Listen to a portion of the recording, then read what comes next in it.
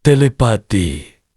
Apa itu telepati? Telepati adalah kemampuan mentransfer informasi, pikiran, atau perasaan dari satu individu ke individu lain tanpa menggunakan alat fisik seperti suara, tulisan, atau gestur. Istilah ini berasal dari bahasa Yunani, tele jauh dan pesi perasaan, berarti komunikasi jarak jauh melalui pikiran. Telepati sering dianggap sebagai bahasa energi. Telepati dalam sejarah. Pertama, mitologi dan tradisi budaya. Dalam berbagai budaya kuno, telepati telah disebutkan sebagai kemampuan supernatural. Contohnya, dalam mitologi Hindu, ada kisah tentang rishi yang berkomunikasi melalui pikiran dengan para dewa. Kebudayaan asli Amerika percaya pada kemampuan komunikasi batin yang digunakan para dukun untuk menyampaikan pesan. Kedua, era modern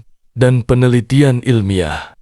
Pada akhir abad ke-19, telepati mulai menarik perhatian para ilmuwan, terutama dalam eksperimen para psikologi. Frederick W. H. Myers, seorang psikolog Inggris, adalah salah satu pionir yang pertama kali memperkenalkan istilah telepati. Penelitian menggunakan kartu Zener dan eksperimen komunikasi pikiran dilakukan di berbagai laboratorium. Meskipun hasilnya sering dianggap kontroversial, mengapa telepati relevan di zaman modern? Telepati bukan hanya cerita dari masa lalu. Ia tetap relevan untuk pertama meningkatkan hubungan interpersonal dalam era komunikasi digital. Telepati dapat memberikan dimensi baru untuk koneksi emosional yang lebih mendalam. Misalnya,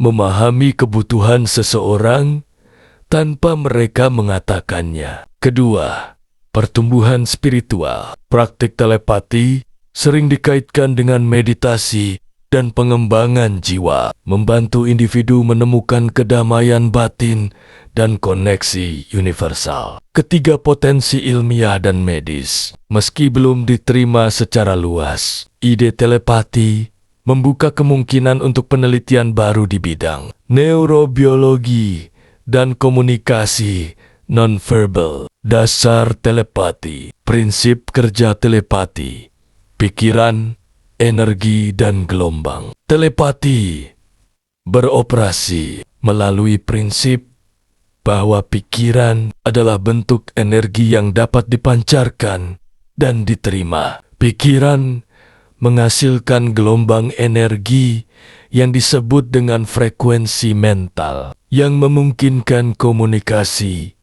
tanpa kata. Berikut beberapa elemen kunci dalam prinsip ini. Pertama, koneksi energi. Pikiran setiap individu memiliki medan energi sendiri yang dapat saling terhubung melalui intensi dan fokus. Kedua, gelombang mental. Gelombang mental ini serupa dengan gelombang radio. Mereka membutuhkan keselarasan antara pengirim dan penerima untuk dapat diterima dengan jelas. Ketiga, pusat kendali pikiran. Pikiran bawah sadar seringkali menjadi pusat kendali telepati karena ia lebih peka terhadap energi dibandingkan pikiran sadar. Frekuensi mental seperti radio. Setiap manusia memiliki frekuensi pikiran tertentu. Frekuensi ini dipengaruhi oleh emosi,